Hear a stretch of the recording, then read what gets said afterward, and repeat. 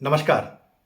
मैं ज्योतिष शास्त्री रमेश चौबे उपस्थित हुआ आपके समक्ष शारदीय नवरात्रि में कलश स्थापना के शुभ मुहूर्त को लेकर के और साथ ही साथ कुछ महत्वपूर्ण प्रश्नों के उत्तर को लेकर के। चूंकि अभी पितृतर्पण का समय चल रहा है, इसीलिए मैं इस अवस्था में आपको दिखाई दे रहा हूं, क्योंकि मैं पूरे 15 दिन तक वो इस नियम का संपूर्ण पालन करता हूं।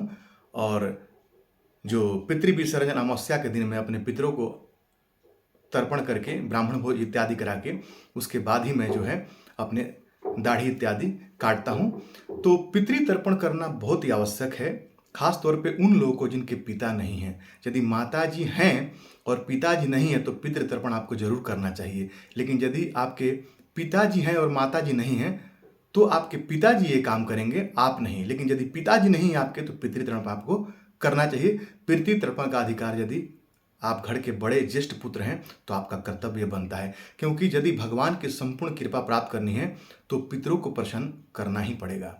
आइए चलते हैं शारदीय नवरात्रि की तरफ।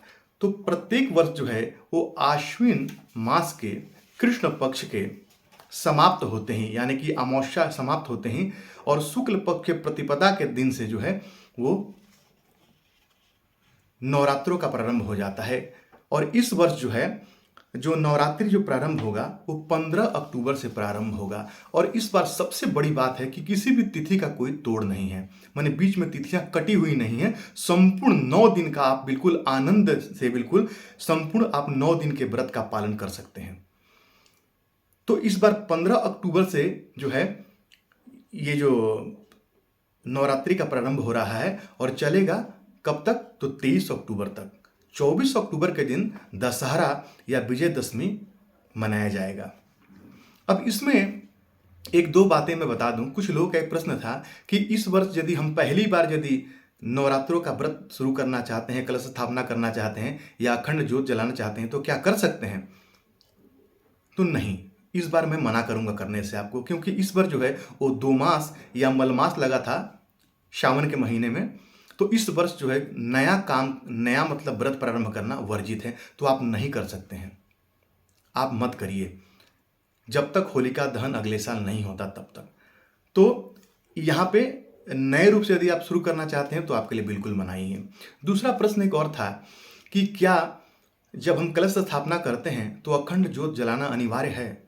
जी बिल्कुल अनिवार्य है। यदि आप कलश स्थापना करके और यदि आप नवरात्रि का संपूर्ण पालन करते हैं या करती हैं तो आपको अखंड ज्योत जलाना चाहिए। लेकिन यदि किसी कारणवश नहीं जला पाती हैं तो हाथ जोड़ करके क्षमा प्रार्थी होना चाहिए, क्योंकि आज का जो समय है उसमें लोग बहुत बिजी हैं, नौकरी चाकरी वाले माताएं और बहनें भी हैं, तो समय नहीं मिल पाता है। तो कोई बात नहीं, यदि नहीं मिलता तो, लेकिन यदि संभव हो तो करिए, इसका लाभ आपको जरूर मिलेगा।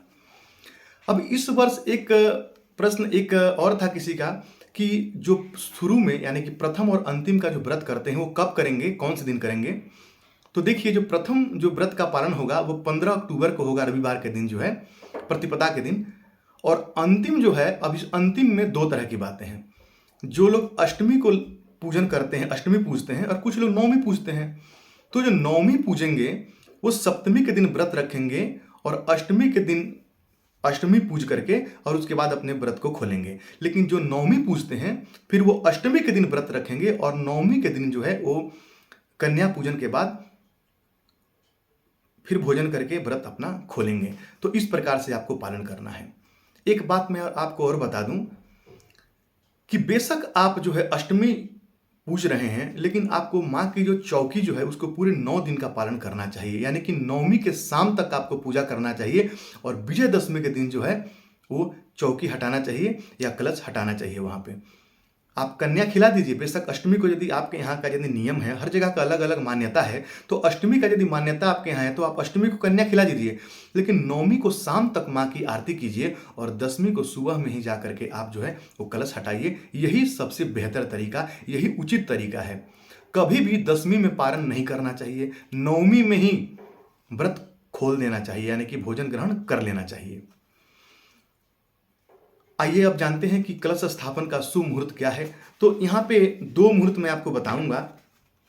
यहाँ पे 15/10/2023 को सुबह 6:30 से लेकर के और सुबह में 8:47 तक प्रातःकाल जो है ये एक बढ़िया सा मुहूर्त है।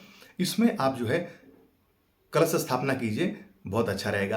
यदि समय नहीं मिलता है या यदि बहुत लोग हैं जो पंडित जी को बुला के स्थापना कराते हैं, फिर दोपहर अभिजीत मुहूर्त ले लीजिए। 11:44 से लेकर के 12:30 का जो समय है अभिजीत मुहूर्त, ये श्रेष्ठ होगा फिर आपके लिए। लेकिन यदि आप कर सकते हैं तो सुबह वाला समय पालन कीजिए, वो अत्यंत श्रेष्ठ है, वो बहुत बढ़िया है कलश स्थापन के लिए।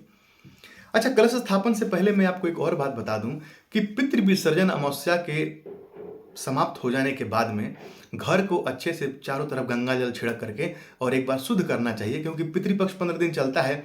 तो उसके बाद में पितृ विसर्जन जब आप कर देते हैं, जब आप ब्राह्मण को भोजन इत्यादि करा के और उससे निर्वृत्त हो जाते हैं, तो संध्या काल में ही आप जो है अपने घर को अच्छे से साफ सफाई करिए, गंगा जल छिड़क के, या अपने पूजा स्थान पे कपड़ा जो बिछाएं उसको बदल करके बिल्कुल सब कुछ अच्छे से कर लीजिए, ताकि आप 15 तारीख से 9 दिन तक नवरात्रों का संपूर्ण रूप से आप पालन कर सकें। तो कलश स्थापना कीजिए और माँ की आराधना कीजिए, विशेष लाभ होगा। और एक बात और कहूँगा कि अंतिम दिन जो है हवन जरूर कीजिए। हवन करने का विशेष लाभ है। ओम ऐं ह्रीं क्लीं चामुंडाय विच्चे, इस मंत्र से कम 108 आहुति डालिए।